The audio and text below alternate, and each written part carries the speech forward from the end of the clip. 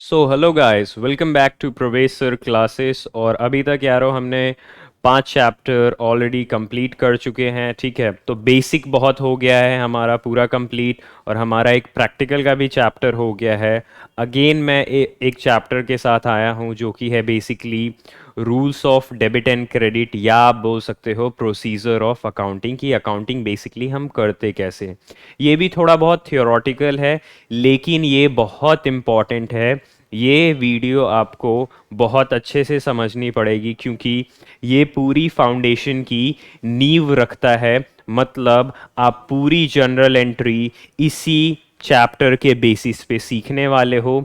तो मैं चाहता हूँ कि आप अपना पूरा अटेंशन इस चैप्टर को दो, और इस दुनिया में क्या चल रहा है आप भूल जाओ, और अगले 1 घंटे के लिए सिर्फ इस वीडियो पे ध्यान दो। तो आप जब ये वीडियो देख के निकलोगे अपने घर से, तो आपको अपने आप में एक पावर फील होगा। वो पावर बेसिकली अकाउंट्स का होगा। ठीक है, तो आपको बहुत अच्छे से चीज़ें समझ आने वाली है, और मैंने कोशिश किया है अपना बेस्ट देने की। ठीक है, तो देखते हैं ये चैप्टर आपसे क्या करवाना चाहता है। मतलब इसमें क्या क्या हमें नई चीज़ें सीखने को मिलेंगी, जिसको हम सीख के अपने आप को एक वैल्यूएबल इंसान मान सकते हैं। ठीक है, तो चलते हैं चैप्टर की तरफ। सो बेसिकली ये है अकाउंटिंग प्रोसीजर, या बुक में rules of debit and credit लिख रखा है। ठीक है, तो हम देखने वाले हैं classification of accounts. To the point में बात करूंगा। ठीक है, classification of accounts, basically accounts को दो कंट्रीज ने डेवलप किया है। वो दो कंट्रीज कौन है? सबसे पहला है हमारा इंग्लैंड, जिसे हम यूके भी बोलते हैं, यूनाइटेड किंगडम। तो जब इंडस्ट्रियल रेवोल्यूशन चल रहा था ना, उस वक्त बहुत सारी नई नई कंपनीज इस दुनिया में स्टैब्लिश हो रही थी। तो वो टाइम था इंडस्ट्रियल रेवोल्यूशन का, अराउंड 18 सेंचुरी में था। ठीक है, 18 या 19 सेंचुरी में ऑलमोस्ट था। उस वक्त क्या हो रहा था कि नई नई बिजनेसेस इस्टेब्लिश हो रही थी, तो उन्हें ये जानने में इंटरेस्ट था कि हमारी कंपनीज कितना प्रॉफिट कमा रही हैं। क्यों? क्योंकि अगर आपको दूसरे को बीट करना है, तो आपको दूसरे के बारे में कुछ पता होना चाहिए। तो जब बहुत सारी कंपनीज आई, तो वो एक दूसरे की राइवल बन गई। तो उन्हें दूसरी कंपनीज के प्रॉफिट एंड लॉस को भी देखना था कि वो क्या कर रही हैं, वो कंपनी कितनी अच्छी काम कर रही है, उसके पास कितने एसेट्स हैं, कितनी लायबिलिटीज हैं, ये सारी चीजें चेक करनी थी। तो इसीलिए अकाउंट्स का इजाद हुआ, अकाउंट्स डेवलप हुआ, जिससे हम साल के अंत में ये पता कर पाए कि अकाउंट्स से कि बिजनेस में प्रॉफिट हुआ, लॉस हुआ, बिजनेस में कितने एसेट्स हैं, कितनी लायबिलिटीज़ हैं, मालिकों ने कितना पैसा लगाया। बहुत सारी चीज़ें छोटी छोटी, ये हमें किससे पता लगेगा? अकाउंट्स से। तो अकाउंट्स का बेसिकली एक इंग्लैंड में डेवलपमेंट हुआ, एक अमेरिका में डेवलपमेंट हुआ। अमेरिका वालों ने अकाउंट को करने के लिए बिजनेस का पूरा ब्यौरा, मतलब जिसको हम अकाउंट्स का मतलब बोलते हैं कि लैंग्वेज ऑफ बिजनेस ट्रांजैक्शन, तो पूरी अकाउंट्स को अमेरिका वालों ने अलग तरीके से बनाया, और ब्रिटिशर ने अलग तरीके से बनाया। तो जो ब्रिटिशर ने बनाया ना, वो उसी को बोलते हैं यहाँ पे हम क्या? Traditional approach. क्या बोलते हैं? Traditional approach. अब देख सकते हो क्लासिफिकेशन ऑफ अकाउंट्स, मतलब दो तरीके हैं, आप समझो, दो तरीके हैं एक चीज को निकालने के। तो आप दोनों में से कोई सा भी ऑप्ट कर सकते हो। या ट्रेडिशनल अप्रोच, जो कि किसके द्वारा डेवलप किया गया है? ये डेवलप किया गया है ब्रिटिशर के द्वारा। ये किसके द्वारा डेवलप किया गया है? मॉडर्न अप्रोच अमेरिकन के द्वारा। ठीक है, और इस दोनों से होता क्या है? साल के अंत में हम किसी भी बिजनेस का प्रॉफिट और लॉस फाइंड आउट कर सकते हैं बड़ी आसानी से। तो सबसे पहला क्या है? Traditional approach. दूसरा हमारा क्या है? Modern approach. तो traditional approach is developed by Britisher and modern approach is developed by American, इसीलिए इसे अमेरिकन अप्रोच भी बोला जाता है। ठीक है, इसे क्या बोला जाता है? अमेरिकन अप्रोच भी। और भी इसका एक नाम है, इसको बोला जाता है अकाउंटिंग इक्वेशन अप्रोच। और क्या बोला जाता है इसे? अकाउंटिंग इक्वेशन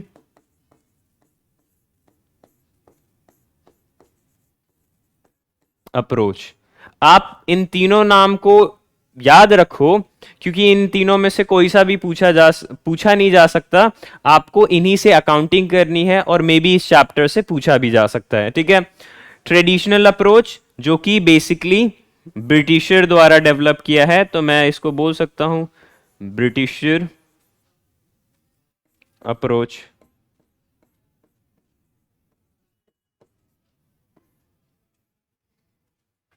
ठीक है, तो दो अप्रोचेज ऑफ अकाउंटिंग है। सबसे पहला ट्रेडिशनल, मतलब पूरी अकाउंट मेंटेन करने के दो तरीके, ट्रेडिशनल और मॉडर्न अप्रोच। अब चलते हैं इसके अंदर।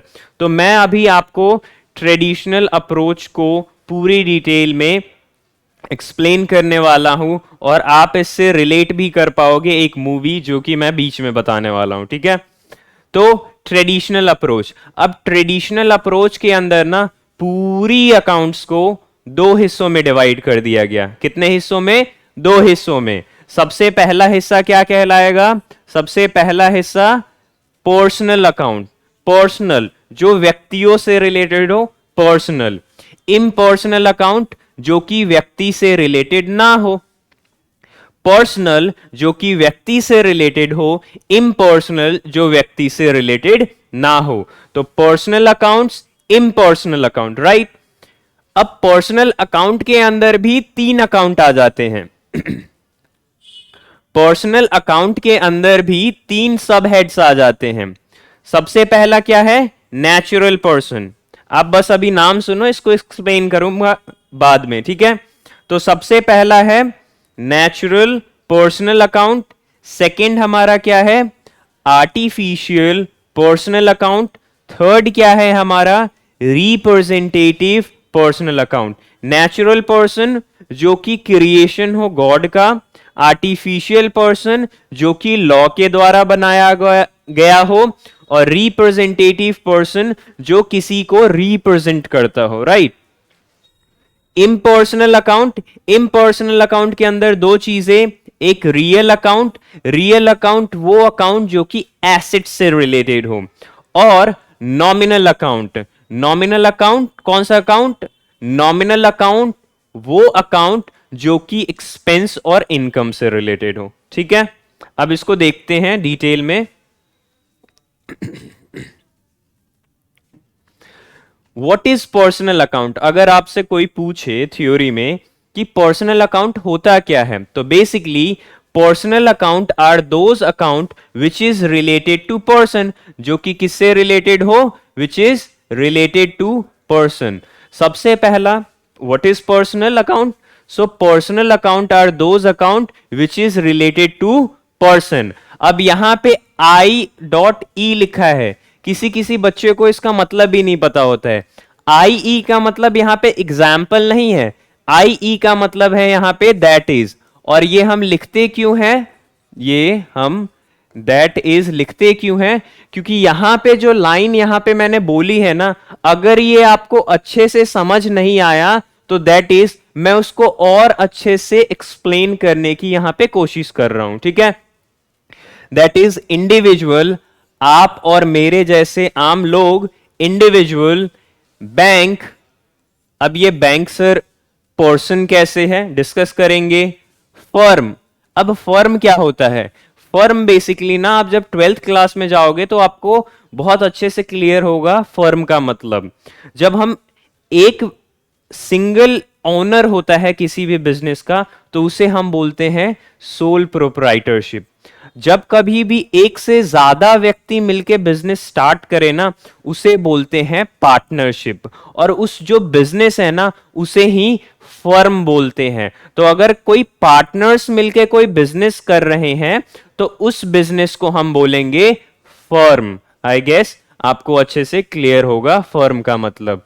कंपनीज, जब बहुत ज्यादा लोग, लाखों करोड़ों लोग मिलके कोई बिजनेस स्टार्ट करना चाहते हैं, तो वो जो बिजनेस स्टार्ट होता है लाखों लोगों के मिलने के बाद, उसे हम बोलते हैं कंपनी, ठीक है। डेटर बड़े अच्छे से आपको क्लियर होगा, एक ऐसा व्यक्ति जिससे फ्यूचर में पैसे लेने हैं, और ये अराइज सिर्फ दो केसेस से, एक क्रेडिट सेल, अगर आपने किसी को उधार में बेचा तो उससे पैसे लोगे, और दूसरा लोन गिवन, अगर आपने किसी को लोन दिया है तो फ्यूचर में उससे पैसे लोगे। क्रेडिटर, क्रेडिटर क्या होता है, एक ऐसा व्यक्ति जिसको फ्यूचर में पैसे देने हैं, और ये भी मेनली दो रीजन से। एक क्रेडिट परचेज, अगर आपने किसी से उधार पे सामान खरीदा है तो फ्यूचर में आपको उसको पैसे देने पड़ेंगे, और जिस व्यक्ति को देने हैं उसे हम बोलेंगे क्रेडिटर। और क्या हो सकता है, अगर आपने किसी को लोन दिया है, अगर आपने किसी से लोन लिया है तो आपको फ्यूचर में उसको पैसे देने होंगे, उसे भी हम क्या बोलेंगे, जिस व्यक्ति को आपको देने हैं फ्यूचर में पैसे क्योंकि आपने लोन लिया है, उसे हम बोलेंगे क्रेडिटर, ठीक है। सो ये दोनों टर्म बहुत रिकरिंग यूज होती है, ठीक है। आपको ये याद हमेशा रखना है, और मैं हमेशा इसको एक्सप्लेन करने की तो कोशिश करता ही हूं, ठीक है। Personal account further classified into 3 categories. जो पर्सनल अकाउंट है इससे आगे 3 कैटेगरीज में और डिवाइड कर दिया जाता है। क्या, जो ये पर्सनल अकाउंट है इसे आगे 3 कैटेगरीज में हमने पहले ही देख रखा था, डिवाइड करते हैं। सबसे पहला नेचुरल पर्सन। अब नेचुरल पर्सन का मतलब होता है इंडिविजुअल, मेरे और आपके जैसे। अब इसका डेफिनेशन बड़ा सिंपल है। क्या, natural person means those who are creation of god. ये बहुत इंपॉर्टेंट लाइन है, those who are creation of god.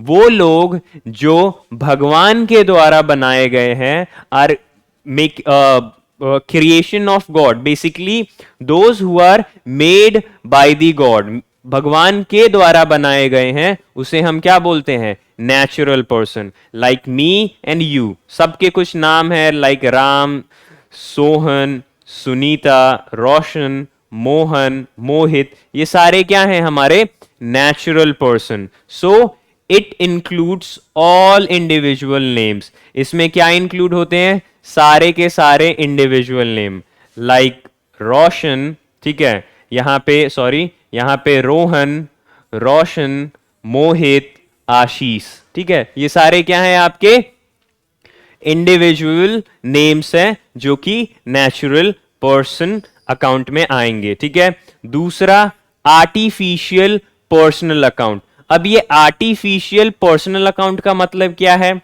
Basically ना, एक तो होता है कि हमारी नजरों में हम जैसे लोग पर्सन हैं, लॉ की नजर में भी कोई पर्सन होता है। तो अगर कोई लॉ के द्वारा बनाया गया है ना कोई बिजनेस, उसे हम बोलेंगे आर्टिफिशियल पर्सन।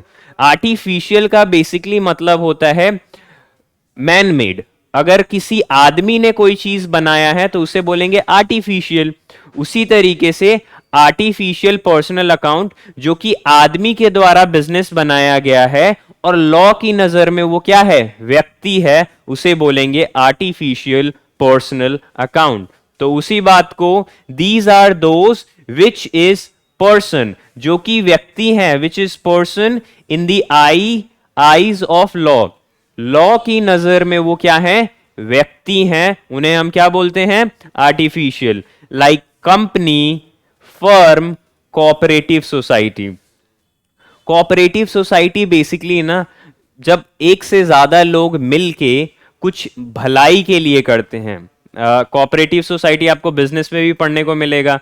मैं इसका छोटा सा एग्जांपल दे देता हूं। एक क्रेडिट कोऑपरेटिव सोसाइटी होती है जिसे हम आम टर्म्स में क्या बोलते हैं, कमिटी, जिसमें बहुत सारे लोग पैसा इकट्ठा करते हैं और किसी को लोन की जरूरत होती है तो बहुत सारे लोगों ने जो पैसा इकट्ठा किया है उसी में से वो पैसा लेके जाता है।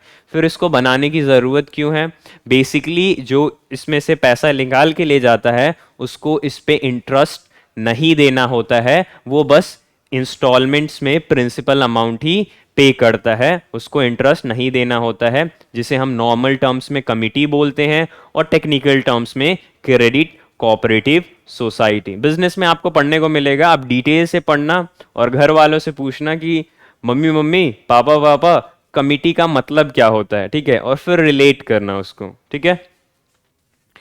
Representative account, representative personal account. अब रिप्रेजेंटेटिव का मतलब ही है these are those account which represent, जो कि क्या कर रहे हो, विच रिप्रेजेंट सर्टेन ग्रुप, जो कि सर्टेन ग्रुप को रिप्रेजेंट कर रहे हो या ग्रुप्स ऑफ पर्सन को रिप्रेजेंट कर रहे हो। Example bank. अब आप ये जो एग्जाम्पल लिख रहा हूं ना, ये सारे मोती की तरह हैं आपके लिए। इन एग्जाम्पल्स को आपको अपने जहन में बसा लेना है, क्योंकि इससे रिलेटेड क्वेश्चन पूछा जाता है कि बताओ बैंक कौन से अकाउंट में आएगा, पर्सनल या रियल या नॉमिनल, और उसके बाद से पूछेंगे कि पर्सनल में भी कौन सा, तो रिप्रेजेंटेटिव। अब ये बैंक रिप्रेजेंटेटिव अकाउंट कैसे है सर? बेसिकली बैंक ना हमारे पैसे को रिप्रेजेंट करता है, इसीलिए हमने बैंक को क्या बोल दिया, रिप्रेजेंटेटिव पर्सनल अकाउंट। कैपिटल मालिक के पैसे को रिप्रेजेंट कर रहा है। ड्रॉइंग कैपिटल का उल्टा, अगर आप पैसा लगा रहे हो बिजनेस में तो कैपिटल, पैसा अगर बिजनेस से निकाल रहे हो तो ड्रॉइंग सिंपल टर्म्स में। डेटर एक ऐसा व्यक्ति जिससे फ्यूचर में पैसे लेने हैं। क्रेडिटर एक ऐसा व्यक्ति जिसको फ्यूचर में पैसे देने हैं, तो व्यक्तियों से रिलेटेड है। बैंक ओवरड्राफ्ट याद रखना, ये इंपॉर्टेंट है। बैंक ओवरड्राफ्ट बेसिकली, चलो एक नया टर्म है आपके लिए, सुन के काफी आपको अच्छा लगेगा कि बैंक ओवरड्राफ्ट का मतलब क्या होता है। हमने एडवर्टीजमेंट में तो बहुत देखा है कि शाहरुख खान आके बोलता है कि ये बैंक आपको बैंक ओवरड्राफ्ट फैसिलिटी प्रोवाइड करती है, बट हम उसको इग्नोर कर देते हैं। बट क्योंकि आप अकाउंट्स में आ गए हो, तो आप कॉमर्स में आ गए हो बेसिकली, तो ये मेरी जिम्मेदारी बनती है कि मैं आपको बताऊं what is the correct and actual meaning of bank overdraft. Basically बहुत टाइप के डिफरेंट ऑफ अकाउंट्स होते हैं, उसमें से एक होता है जो आप खाता खुलवाते हो बैंक में, दैट इज करंट अकाउंट। अब करंट अकाउंट क्या होता है? करंट अकाउंट एक ऐसा अकाउंट जो कि किसके द्वारा खुलवाया जाता है, बिजनेसमैन के द्वारा खुलवाया जाता है। और करंट अकाउंट एक ऐसा अकाउंट होता है जिसपे हमें इंटरेस्ट मिलता नहीं है, इंटरेस्ट देना पड़ता है। अब ऐसा भला क्यों? क्योंकि ये बिजनेसमैन के द्वारा खुलवाया जाता है, तो आप एक दिन में n नंबर ऑफ ट्रांजैक्शन कर सकते हो, मतलब आपको जितनी मर्जी ट्रांजैक्शन करना है कर सकते हो, जितना अमाउंट विड्रॉल करना है कर सकते हो। तो ये कुछ 2-3 फैसिलिटीज हैं जिसकी वजह से होता है। और आपको इसके अलावा बहुत सारी फैसिलिटी, बैंक लॉकर, ये वो सारी फैसिलिटी मिलती है। तो यहां पे बैंक ओवरड्राफ्ट का मतलब क्या है? The excess of withdrawal of money is known as bank overdraft. नहीं समझ आया? अगर आपका करंट अकाउंट है और आपकी बैंक में काफी अच्छी रेपुटेशन है, जो कि क्रेडिट स्कोर से पता लगता है, ठीक है, तो अगर आपका बैंक में अच्छा रेपुटेशन है और आपके करंट अकाउंट में लेट्स सपोज सिर्फ 1 लाख रुपए है और आपको किसी पार्टी को अर्जेंटली 1.5 लाख का पेमेंट करना है, तो बैंक को बोलते ही बैंक इमीडिएटली 1.5 लाख का पेमेंट कर देती है। बट आपके अकाउंट में तो सिर्फ 1 लाख का था, 1.5 लाख का पेमेंट कैसे कर दिया? तो वो जो 50,000 एक्स्ट्रा पेमेंट किया है ना बैंक ने, आपने पेमेंट कितना किया, विड्रॉ कितना किया? 1,50,000। मतलब आपके पास थे 1 लाख, आपने विड्रॉ करके किसी और को दिया 1.5 लाख, तो आपने कितना एक्स्ट्रा निकाला? 50,000। तो वो 50,000 बैंक ने आपको गिफ्ट नहीं दिया है, वो 50,000 बैंक ने आपको एक तरीके से शॉर्ट टर्म लोन दिया है। शॉर्ट टर्म लोन एक ऐसा लोन जिसका रीपेमेंट 1 साल के अंदर करना होता है। तो वो जो 50,000 आपने एक्स्ट्रा निकाला है ना, वो बोलेगी कि बैंक ने आपको ओवरड्राफ्ट फैसिलिटी प्रोवाइड किया है। उसे ही 50,000 को, जो कि एक तरीके से शॉर्ट टर्म लोन है जिसका पेमेंट 1 साल के अंदर होना है, उसे बोलते हैं बैंक ओवरड्राफ्ट। ठीक है। बैंक लोन, आपने बैंक से लोन लिया, ये शॉर्ट टर्म है, यहां पे कुछ नहीं बोला तो हम मान के चल लेंगे कि लॉन्ग टर्म है। अब लॉन्ग टर्म बैंक लोन का मतलब क्या होता है? आपने बैंक से लोन लिया और अगर उस लोन का पेमेंट आप 1 साल के बाद कर रहे हो, चाहे दूसरे साल, चाहे 10 साल बाद, चाहे 20 साल बाद, आपका वो क्या कहलाएगा? Long term bank loan. ठीक है। अब इससे रिलेटेड रूल, अब रूल क्या है इससे रिलेटेड? गोल्डन इसको बेसिकली रूल बोला जाता है, और ये आपको अकाउंट्स में आया तो आपको देखने को जरूर मिलेगा। गोल्डन रूल्स ऑफ अकाउंट ऐसे बोला जाता है इसे। इसमें डेबिट द रिसीवर। अब ये मैं क्यों बता रहा हूं डेबिट द रिसीवर, बेसिकली आप सबसे पहले आइडेंटिफाई करोगे कि कोई चीज क्या पर्सनल अकाउंट है। आपने आइडेंटिफाई कर लिया यस पर्सनल अकाउंट है, तो आप उस ट्रांजैक्शन को डेबिट करोगे जो रिसीवर है, जो कोई चीज रिसीव करेगा, जो कोई चीज रिसीव करेगा या कर रहा है उसे आप क्या करोगे डेबिट। तो डेबिट आप उन्हें करोगे जो रिसीव करेगा, जिसके पास कुछ आएगा या मिलने वाला होगा उसे बोलेंगे रिसीवर, और उसे हम क्या करेंगे डेबिट करेंगे। क्रेडिट जो दे रहा है या देने वाला है तो क्रेडिट करेंगे उसे गिवर को, तो क्रेडिट द गिवर। तो रूल बड़ा सिंपल है, डेबिट हम किसको करेंगे एक ट्रांजैक्शन में, अगर वो पर्सनल अकाउंट है तो, अगर वो रिसीवर है तो डेबिट, और अगर वो गिवर है तो क्रेडिट। ठीक है, आगे देखते हैं। आगे है हमारा impersonal account. Impersonal account are those account which is not related to person. ठीक है, so accounts that are not related to person, एक ऐसा अकाउंट जो कि पर्सन से रिलेटेड ना हो। So accounts that are not related to person but related to, but किससे रिलेटेड हो, but related to assets and expense. याद रखना किससे रिलेटेड हो, एसेट्स एंड एक्सपेंस। तो सर लायबिलिटी कहां पे चला जाएगा, liability personal account representative account में चला जाएगा। Got it. ठीक है, तो ये अकाउंट सिर्फ और सिर्फ एसेट्स, एक्सपेंस और इनकम से रिलेटेड होता है, एंड इनकम। ठीक है, एग्जाम्पल रेंट पे किया एक्सपेंस है, मशीनरी एसेट्स है, कैश एसेट्स है, कमीशन रिसीव्ड कमीशन मिला इनकम है। ठीक है, और देखते हैं अंदर। Impersonal account further classified into two categories. Impersonal account को भी जैसा कि हमने डायग्राम में देखा था दो हिस्सों में डिवाइड कर सकते हैं। सबसे पहला है रियल अकाउंट। याद रखना रियल अकाउंट वो अकाउंट होता है जो कि एसेट से रिलेटेड हो। किससे रिलेटेड हो, एसेट से रिलेटेड हो। So real account are those account which is related to अब ये टेंजिबल एसेट्स, ये थोड़ा टेक्निकल हो गया। टेंजिबल एसेट्स आपको पता है ना, फिक्स एसेट्स को हम दो कैटेगरीज में डिवाइड करते हैं, एक टेंजिबल एक इंटेंजिबल।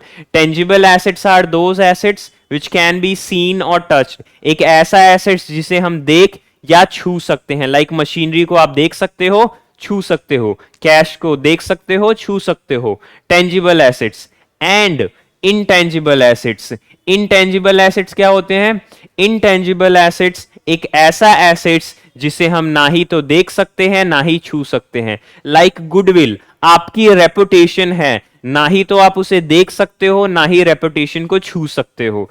ठीक है, ऑफ द बिजनेस का। सो रियल अकाउंट क्या होता है, real account are those account which is related to tangible जिसे हम देख या छू सकते हैं, एंड इनटेंजिबल एसेट्स जिसे हम देख या छू नहीं सकते हैं। और आपको एसेट्स की डेफिनेशन अगर बहुत अच्छे से देखनी है तो मैंने ये chapter number 2 I guess basics of accounting में बहुत डिटेल और अच्छे से पढ़ाया है कि एसेट्स होते क्या हैं। ठीक है, सो इसमें आपका machine tangible, building tangible, land tangible. ठीक है, इन्वेस्टमेंट आपने किया, ठीक है, ये आपका किसके अंदर आ जाएगा, इसकी एक अलग ही कैटेगरी है, ना ही तो ये टेंजिबल है ना ही तो इंटेंजिबल है, बीच का बिच्छू है। ठीक है, तो आप इसको याद रखना। ठीक है, गुडविल इंटेंजिबल, पेटेंट इंटेंजिबल, ठीक है, ट्रेडमार्क इंटेंजिबल।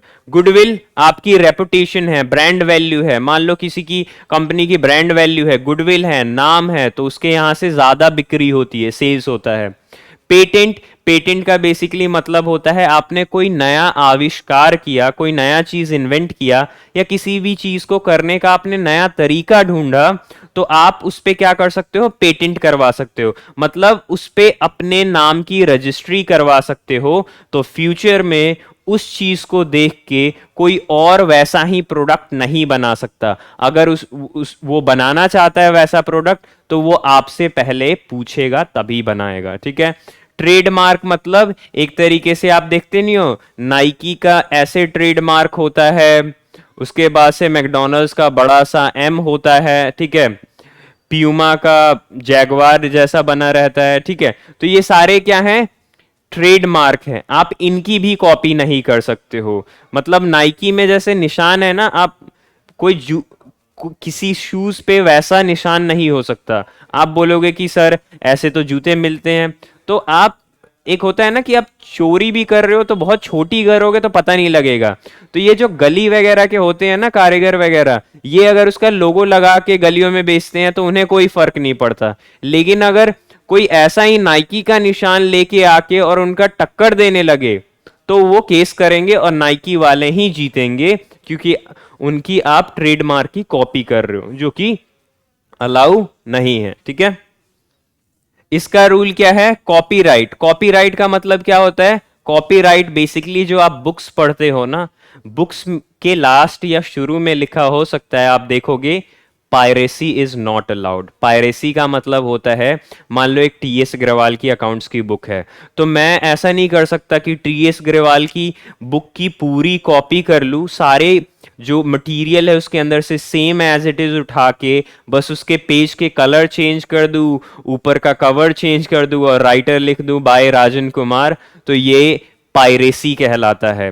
तो कॉपीराइट का मतलब होता है कि कॉपीराइट भी आपका एक एसेट्स होता है, कि मैंने कोई बुक लिखी और उसका कॉपीराइट करवा लिया, मतलब उस बुक को कोई और कॉपी ना कर सके, वो भी मेरे लिए एक एसेट्स के बराबर ही है, ठीक है। इसका गोल्डन रूल क्या है, debit what comes in, credit what goes out. Debit what comes in, credit what goes out. आपने सबसे पहले आइडेंटिफाई किया कि वो रियल अकाउंट, मतलब इन एसेट्स में से कोई एसेट्स है, तो इनको आप डेबिट करोगे या क्रेडिट करोगे, ये कैसे पता लगेगा। अगर कोई चीज बिजनेस के अंदर आ रही है, लाइक मैं एग्जांपल दे रहा हूं, मान लो कि आप मशीनरी खरीद रहे हो, तो आपके बिजनेस के अंदर क्या आ रहा है, मशीन आ रहा है, तो डेबिट आप उन्हें करोगे, debit what comes in, debit आप उन्हें करोगे जो चीज आ रही है। तो मशीन अगर बिजनेस में आ रहा है तो मशीन को आप क्या करोगे, डेबिट। और credit what goes out, credit आप किसे करोगे, जो कि बिजनेस के अंदर से जा रहा है। क्रेडिट आप किसे करोगे, जो बिजनेस के अंदर से जा रहा है। तो अगर आप मशीन कैश में खरीदते हो तो मशीन आ रहा है, मशीन हमें पता है रियल अकाउंट है, तो रियल अकाउंट का हम क्या लगाएंगे, रूल लगाएंगे, उसमें हम देखेंगे कि क्या आ रहा है, उसे हम डेबिट करेंगे। तो मशीन आ रहा है तो मशीन को हम डेबिट करेंगे, और credit what goes out, credit हम उसे करेंगे जो कि जा रहा है। तो क्या जा रहा है बिजनेस के पास से, पैसा जा रहा है, कैश जा रहा है, और कैश हमें पता है कि कैश भी हमारा किसके अंदर आता है, रियल अकाउंट के अंदर। किसके अंदर, रियल अकाउंट के अंदर। तो रूल लगाएंगे इसका कि क्या जा रहा है, रियल अकाउंट के अंदर पहले आ गया कैश, तो ये जा रहा है, कैश जा रहा है, तो डेबिट करेंगे मशीन को और क्रेडिट करेंगे कैश को, ठीक है। Second, nominal account. अब नॉमिनल अकाउंट क्या होता है, नॉमिनल अकाउंट एक ऐसा अकाउंट जो कि किससे रिलेटेड हो, expense, losses, income and gains. अब इसको डिस्कस करते हैं वन बाय वन कि ये एक्चुअली है क्या चीज है। Nominal account are those account which is related to expense, losses, gain, revenue. चार चीजें यहां पे लिखी है और चारों चीजों का मतलब अलग है, ठीक है। चारों चीजों का मतलब क्या है, अलग। एक्सपेंस का मतलब पता है, अगर किसी चीज के अगेंस्ट बेनिफिट ले लिया, कोई चीज परचेज कर लिया, भले ही उधार में क्यों ना खरीदा हो, एक्सपेंस आपका हो गया। लॉसेस का मतलब क्या होता है, एक्सपेंस में आपको पता होता है कि आप कितने का गुड्स खरीद रहे हो, कब खरीद रहे हो, किस दिन खरीद रहे हो, सारी चीजें पता होती है। लेकिन लॉस में आपको नहीं पता होता है कि आपके बिजनेस में कब आग लगेगा, कितने का आग लगेगा और किस दिन आग लगेगा। तो ये एक तरीके से बोल सकते हैं कि प्री डिटरमाइंड हो सकता है, ये प्री डिटरमाइंड नहीं होता कि कितने का आग लगेगा, मतलब नुकसान होगा तो कितने की गुड्स जलेंगे नहीं पता, कब लगेगा नहीं पता, कितना बड़ा लगेगा नहीं पता, किस दिन लगेगा कुछ नहीं पता। उसी तरीके से रेवेन्यू, रेवेन्यू का बेसिकली रिलेशन है इनकम से। रेवेन्यू का मतलब मैंने बताया था आपको SP, whatever receive from the sale of good is called revenue. आपको गुड्स बेच के जो कुछ भी पैसा मिलता है आप उसे रेवेन्यू बोलते हो। इनकम को भी कभी कभी रेवेन्यू बोलते हैं, लाइक आपको कमीशन मिला, आपको इंटरेस्ट मिला, वो आपके लिए रेवेन्यू है, बेसिकली इनकम, ठीक है। गेन का मतलब होता है कि आपको नहीं पता कि कितने रुपए का होगा, कितने बजे होगा या किस दिन होगा, मतलब सारी चीजें अकस्मात है गेन। अब गेन का एग्जाम्पल कैसे हो सकता है, मान लो किसी ने आके डोनेशन कर दिया आपके बिजनेस में, गेन है भाई। ना ही तो तुम उसको जानते थे, ना ही तो वो कितने का डोनेशन देगा ये भी पता था, किस दिन आएगा, कितने बजे आएगा, कुछ नहीं पता, तो वो आपके लिए क्या है, आपको डोनेशन मिला, चैरिटी मिली आपके बिजनेस के लिए, तो आपके लिए क्या है, वो गेन है, ठीक है। सो एग्जाम्पल में क्या है, परचेज, याद रखना बहुत इंपॉर्टेंट है। परचेज अकाउंट्स में क्या कंसिडर किया जाता है, एक्सपेंस। क्या कंसिडर किया जाता है, एक्सपेंस। और इसको हम एक्सपेंस कंसिडर इसीलिए करते हैं कि जब गुड्स खरीदेंगे तो एक्सपेंस कंसिडर करेंगे, और जब गुड्स बेचेंगे तो उसे रेवेन्यू कंसिडर करेंगे, और जब रेवेन्यू में से एक्सपेंस माइनस करेंगे तो हमारा प्रॉफिट पता लग सके, इसीलिए इसको एक्सपेंस कंसिडर करते हैं, एसेट्स कंसिडर नहीं करते हैं, ठीक है। तो हमने गुड्स खरीदते ही है कि एक साल के अंदर ही अंदर उसे बेच सके, तो परचेज एक्सपेंस है, सेल रेवेन्यू है, कमीशन पेड, कमीशन आपने दिया तो आपके लिए अगेन क्या है, ये एक्सपेंस है, ठीक है। इंटरेस्ट रिसीव, आपको क्या इंटरेस्ट मिला, तो अगर आपको इंटरेस्ट अपने डिपॉजिट्स पे रिसीव हो रहा है तो वो आपके लिए अगेन क्या है, रेवेन्यू, ठीक है, या आप उसको इनकम बोल सकते हो। रेंट पेड एक्सपेंस, रेंट दिया आपके लिए एक्सपेंस। सैलरी पेड, लोगों से, इंप्लॉय से पूरे महीने काम करवाया और उनसे बेनिफिट लेने के बाद जब पैसा दे रहे हो तो आपके लिए क्या है, एक्सपेंस, ठीक है। जो बेनिफिट हमने ले लिया उस पे हम जब पेमेंट करते हो तो उसे बोलते हैं एक्सपेंस, ठीक है। बेसिकली एक्सपेंस क्यों है, क्योंकि अकाउंट्स में ना हर एक चीज के पीछे का रीजन देखा जाता है। अगर आप साल के महीने के अंत में अपने एम्प्लॉयज को पैसा दोगे तो अकाउंट्स आपसे पूछेगा कि भाई आप उसको पैसा दे रहे हो लेकिन उसको पैसा देने के पीछे का रीजन क्या है, तो उसको पैसे देने के पीछे का रीजन हम बताएंगे सैलरी है, तो हम सैलरी को एक्सपेंस बोलते हैं, ठीक है। तो एक्सपेंस में हमें पता है कि क्या जाता है, एक्चुअली पैसा जाता है ना कि सैलरी जाता है, ठीक है। इसका गोल्डन रूल क्या है, इसका गोल्डन रूल है डेबिट ऑल। आप डेबिट किन्हें करोगे, जितने भी एक्सपेंस हैं, लाइक परचेज, कमीशन पेड, और जितने भी लॉसेस हैं, जो कि नहीं लिखा मैं बता देता हूं। गुड्स लॉस बाय फायर, आपका गुड्स जल गया। गुड्स लॉस बाय थेफ्ट, चोरों ने आपकी गुड्स की चोरी कर ली, वो किसके अंदर आ जाएगा, लॉसेस के अंदर। तो जितने भी एक्सपेंस और लॉसेस होते हैं उन सबको हम क्या करेंगे, डेबिट।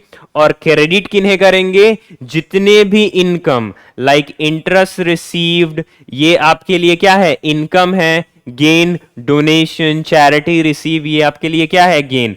तो जितने भी इनकम होंगे, जितने भी इनकम और गेन होंगे उन सब को हम क्या कहेंगे, उन सब को हम कहेंगे क्रेडिट, सॉरी, उन सब को हम क्या करेंगे, क्रेडिट। तो जितने भी एक्सपेंस और जितने भी एक्सपेंस और जितने भी लॉसेस होते हैं उन सब को करते हैं हम डेबिट। और आपने अगर आइडेंटिफाई कर लिया किसी इनकम को या गेन को तो आप उसे क्या करोगे, क्रेडिट, ठीक है। ये इसका गोल्डन रूल है। तो मैं जिस कहानी के बारे में कह रहा था वो कहानी बेसिकली है क्या, कि फुकरे फिल्म से रिलेटेड है। तो फुकरे फिल्म के बीच में होता है ना कि बेसिकली वो जो पाजी है, वो पाजी ट्यूशन पढ़ने जाता है एक मैडम से, तो वो बोलता है कि मैडम मेरी अकाउंट्स बहुत कमजोर है, आप मुझे अकाउंट्स पढ़ा दो, ठीक है। तो वो अकाउंट्स पढ़ने जाता है, तो वो समहाउ उनको पैसे की ज़रूरत होती है, तो वो ड्रग्स की डीलिंग में इन्वॉल्व हो जाते हैं। तो वो ड्रग्स लेके आते हैं अपने घर, वो बेसिकली मैडम के घर लेके आता है ड्रग्स बेचने के लिए, ठीक है। उसी वक्त पुलिस का रेड पड़ जाता है, और पुलिस जब रेड करती है तो बेसिकली मैडम क्या करती है, ड्रग्स को फ्लश कर देती है, और फिर सबके होश उड़ जाते हैं। वो बाद में उन्हें पता लगता है, लेकिन पुलिस वाला जाते वक्त पूछता है कि आपने इस अकाउंट्स की क्लास में क्या पढ़ा। तो बेसिकली पाजी बोलता है, debit what comes in, credit what goes out. तो बेसिकली फुकरे फिल्म में इस एक गोल्डन रूल का जिक्र है, debit what comes in, credit what goes out, ठीक है। वो पूछता है कि अकाउंट्स पढ़ता हूं मैं यहाँ पे, ठीक है। आगे, ठीक है। अब ये नॉमिनल, एक चीज आपको याद रखनी है, छोटी सी नोट है जो आपको ध्यान में रखना है। आपको पता होगा प्रीफिक्स का मतलब क्या होता है। प्रीफिक्स मतलब किसी भी शब्द से पहले कुछ लिख के उस शब्द की मीनिंग ही बदल देना, उसे हम बोलते हैं प्री, मतलब पहले, और फिक्स मतलब कुछ चीज लगा दिया। तो प्रीफिक्स ऐसा एक शब्द जो किसी शब्द से पहले लग के उसकी मीनिंग चेंज कर दे, that is called prefix. And suffix किसी भी शब्द के लास्ट में कोई वर्ड लग के उसकी मीनिंग चेंज कर दे, उसे हम बोलते हैं सफिक्स, ठीक है। So remember, if prefix and suffix is added to nominal account, अगर वो नॉमिनल में चार चीजें, expense, losses, income, sorry income को आप रेवेन्यू भी बोल सकते हो, एंड गेन्स, तो अगर वो नॉमिनल अकाउंट में ऐड हो जाते हैं, then it become personal account. अगर आप कोई भी प्रीफिक्स ऐड करते हो किसी भी नॉमिनल अकाउंट पे, ठीक है, या सफिक्स, तो वो नॉमिनल अकाउंट नॉमिनल ना रह के पर्सनल अकाउंट में क्या हो जाएगा, कन्वर्ट हो जाएगा। Like example, nominal account, interest account, आपने मान लो इंटरेस्ट पे किया, मान लो, ठीक है। यहां पे बेसिकली अकाउंट नहीं होगा, यहां पे अक्रूड इंटरेस्ट। अक्रूड इंटरेस्ट आपको पता है, एक ऐसा इंटरेस्ट जिसे हमने कमा लिया है बट अभी तक मिला नहीं है। So income earned but not received yet. आपने बड़ी अच्छे से इसको एडजस्टमेंट में भी देखा है अकाउंटिंग इक्वेशन के। सो अक्रूड इंटरेस्ट क्या हो जाएगा आपके लिए, पर्सनल अकाउंट, क्योंकि अक्रूड बकाया है तो किसी व्यक्ति से लेना है, तो वो व्यक्ति इन्वॉल्व हो गया, तो इसीलिए वो पर्सनल अकाउंट में चला गया। इंटरेस्ट रिसीव्ड इन एडवांस, अब यहां पे सफिक्स लग गया, रिसीव्ड इन एडवांस, आपको इंटरेस्ट एडवांस में ही मिल गया, मतलब अभी नहीं मिलना था इंटरेस्ट, एक महीने बाद मिलना था और आज ही मिल गया, तो मेरे लिए एक तरीके से लायबिलिटी है, हमने डिस्कस कर रखा है, तो ये भी आपके किस अकाउंट में चला जाएगा, पर्सनल अकाउंट में, ठीक है। रेंट, रेंट अकाउंट, मान लो रेंट है, सिंपल, रेंट पेड है, एक्सपेंस, रेंट रिसीव है तो इनकम है, रेंट पेड, रेंट दिया तो एक्सपेंस, रेंट लिया, रेंट रिसीव तो इनकम। तो यहां पे आउटस्टैंडिंग रेंट, ये बेसिकली O/S का मतलब है आउटस्टैंडिंग। आउटस्टैंडिंग रेंट का मतलब एक ऐसा रेंट जो कि बकाया है, देना बाकी है, तो ये आपका पर्सनल अकाउंट। प्रीपेड रेंट का मतलब भी क्या हो जाएगा, प्रीपेड रेंट का मतलब अभी महीना लगा नहीं है, महीने की शुरुआत में ही रेंट पे कर दिया, तो प्रीपेड रेंट। तो अगर किसी भी नॉमिनल अकाउंट में कोई सफिक्स या prefix, like received in advance suffix है, अक्रूड प्रीफिक्स है, आउटस्टैंडिंग रेंट प्रीफिक्स है, प्रीपेड रेंट प्रीफिक्स है, तो अगर कोई भी प्रीफिक्स या सफिक्स लग जाए किसी भी नॉमिनल अकाउंट में, वो आपका नॉमिनल से कन्वर्ट होके पर्सनल अकाउंट में चला जाएगा, ठीक है। Salary account and many more, इसी तरीके से बहुत सारी चीजें, आउटस्टैंडिंग सैलरी आपका पर्सनल अकाउंट, प्रीपेड सैलरी आपका पर्सनल अकाउंट, ठीक है।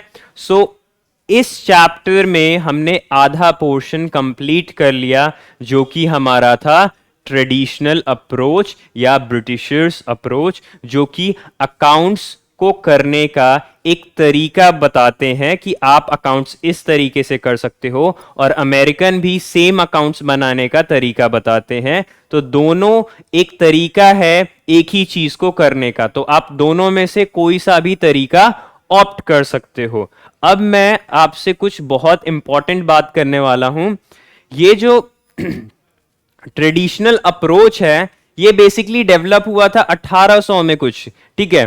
तो उस वक्त ना जितनी लोगों की समझ थी उस हिसाब से बनाया, और ये रूल ना बहुत कॉम्प्लिकेटेड है। ये रूल बहुत कॉम्प्लिकेटेड है। इसमें जो गोल्डन रूल लिखे हैं वो बस नाम के लिए गोल्डन है। अब मैं ये क्या बोल रहा हूं, सही बोल रहा हूं बिल्कुल, वो नाम के लिए बस गोल्डन है। उनसे आप अकाउंट्स करने जाओगे तो आप उसमें फंस के रह जाओगे। फिर मैंने इतनी सारी चीजें बताई क्यों, क्योंकि ये जो चीजें हैं ना, पूछ देगा आउटस्टैंडिंग रेंट बताओ पर्सनल अकाउंट में आएगा कि नहीं, तो इससे रिलेटेड 2 से 4 मार्क्स के क्वेश्चन बस क्लासिफिकेशन पे पूछे जाते हैं कि बैंक रियल अकाउंट है, पर्सनल अकाउंट है, नॉमिनल अकाउंट है, इस तरीके से चीज है, ठीक है। तो इसीलिए मैंने ये चैप्टर पढ़ाया। बाकी वो जो गोल्डन रूल है आप याद कर लो मजे के लिए, लाइक इन फुकरे फिल्म था, ठीक है, बट आपको उसको यूज नहीं करना। हम पूरा का पूरा अकाउंट्स किससे सॉल्व करना सीखेंगे, अमेरिकन अप्रोच से, और अमेरिकन अप्रोच काफी आसान है।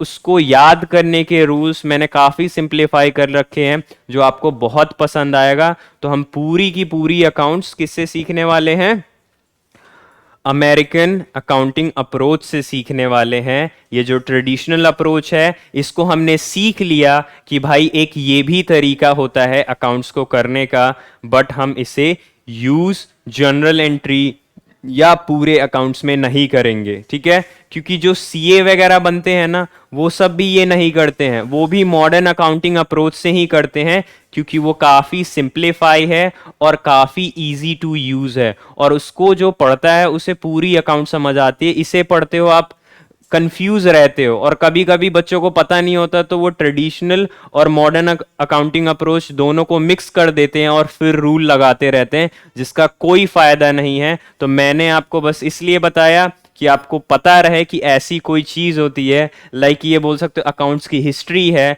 और इससे रिलेटेड 2 से 4 मार्क्स के क्वेश्चन आते हैं क्लासीफाई करने के लिए, बस इसीलिए पढ़ाया। पूरा हम अकाउंट्स मॉडर्न अकाउंटिंग अप्रोच से करेंगे, और मॉडर्न अकाउंटिंग अप्रोच काफ़ी अच्छे से सीखेंगे।